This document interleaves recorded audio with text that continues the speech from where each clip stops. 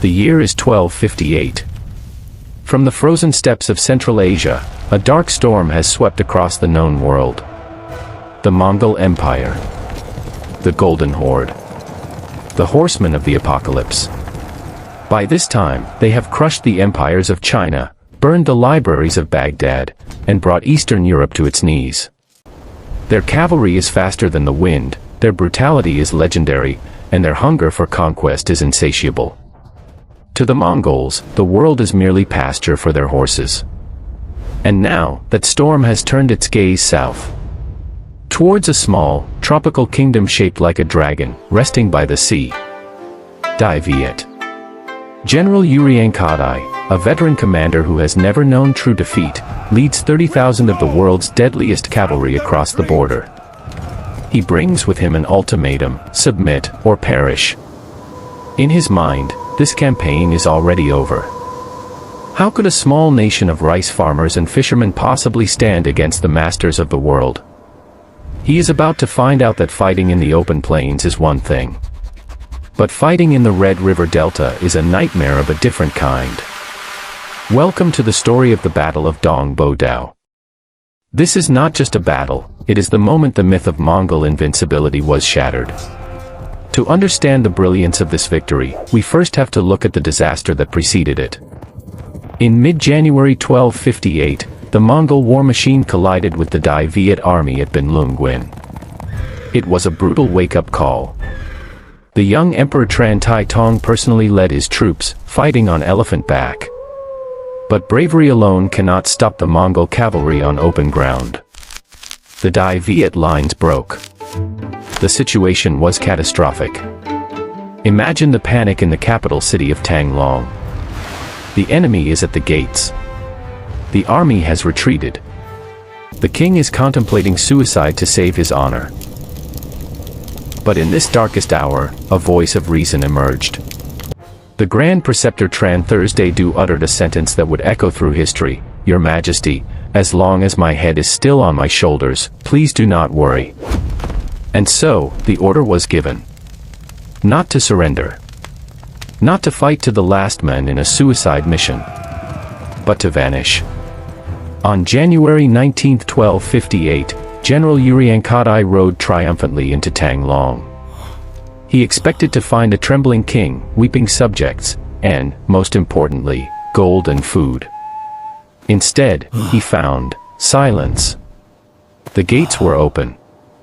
The streets were deserted. The palaces were stripped bare. The wind whistled through empty market stalls. This was the strategy of empty garden, empty house. The entire population, the court, and the army had evacuated, taking every grain of rice with them. For the Mongols, this was worse than a battle. A Mongol army travels light, they rely on looting the conquered to feed their massive number of horses and men. But Tanglong offered them nothing. Days turned into a week. The tropical heat was suffocating. The winter drizzle of the north chilled them to the bone. Supplies dwindled. The invincible cavalrymen began to starve. Their horses, used to the vast open grass, grew sick in the humid, muddy city. Uriyangqadai realized he had punched into thin air. He held the capital, but he did not hold the country. He sent out scouting parties to find the Vietnamese army, but they found only fog and empty villages. Meanwhile, down the river at Tien Mac, the Vietnamese army was not hiding. They were waiting. They were watching the enemy weaken, day by hungry day. Emperor Tran Dynasty knew that the Mongols were impatient.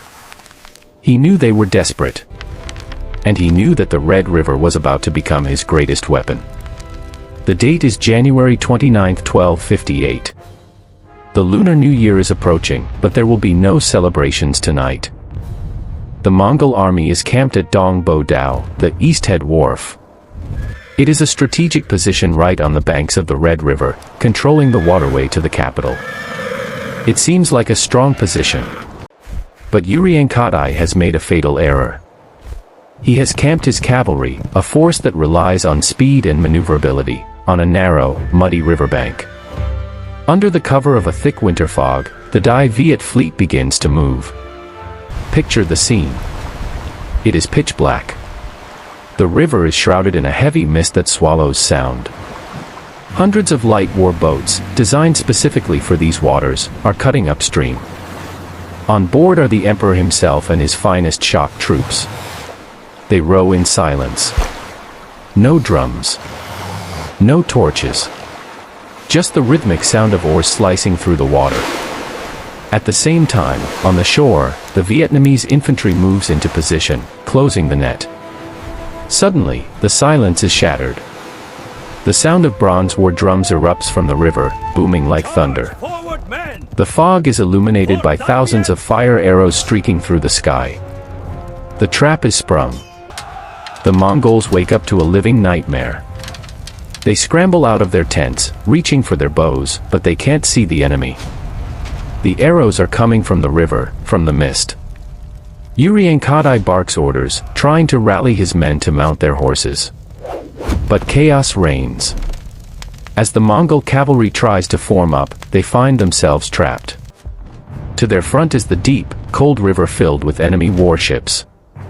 To their rear and flanks, the Dai Viet infantry charges out of the darkness.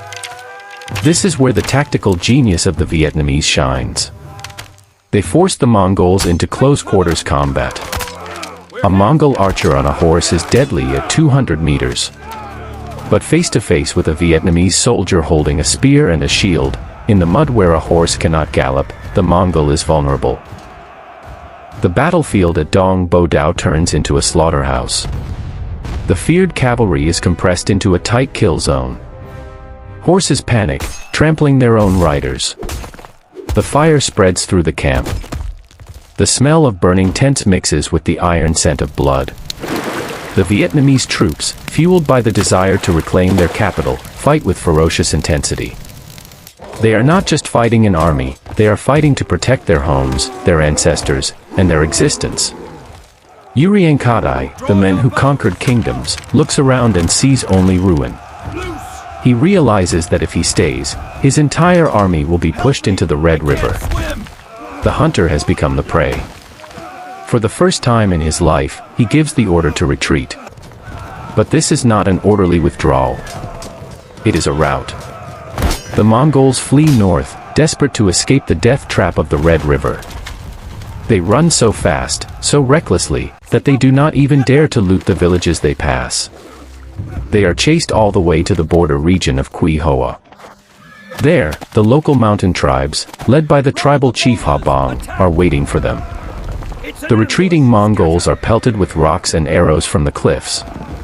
The once mighty army limps back into China, battered, broken, and humiliated. On the 29th of January 1258, Emperor Tran Tong reclaimed Tang Long. The war lasted less than a month. But its impact would last for centuries. Why does the Battle of Dong Bo Dau matter? Because it proved that the Mongols were not gods. They could bleed. They could panic. And they could be defeated. It established the blueprint for Vietnamese military doctrine: avoid the enemy when they are strong. Strike them when they are weak.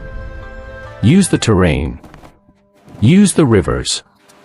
And never, ever give up, even when the capital falls. This victory gave the Tran Dynasty the confidence and the experience they would need 30 years later. When the Mongols returned, and they would return, with armies 10 times larger, they would find a nation that knew how to fight them. They would find a nation of dragons. Dong Bo Dau was the first crack in the Mongol armor. It was the spark that lit the fire of resistance. And it remains a testament to the power of strategy, unity, and the unyielding spirit of a small nation refusing to bow down to a giant. This was the Battle of Dong Bo Dau. The day the river turned the tide of history. If you enjoyed this deep dive into one of the most underrated battles in medieval history, make sure to like and subscribe. In our next episode, we will fast forward to the second invasion, where we meet a general who would become a legend, and a battle where food became more important than swords. Join us as we explore the story of Tran Dynasty and the Battle of Van Don. Until then, keep history alive.